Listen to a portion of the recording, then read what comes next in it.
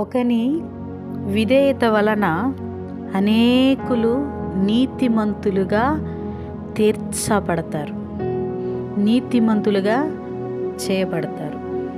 ఒక్క వ్యక్తి కుటుంబంలో విధేయత కలిగి, ఒక్క వ్యక్తి కుటుంబంలో లోకాన్ని పాపాన్ని జయించి విధేయత కలిగి పరిశుద్ధత కలిగి జీవిస్తే కుటుంబంలో వారి బిడ్డలు, వారి తరతరములు కూడా గొప్ప కృప కలిగిన బిడ్డలుగా చేయబడతారు.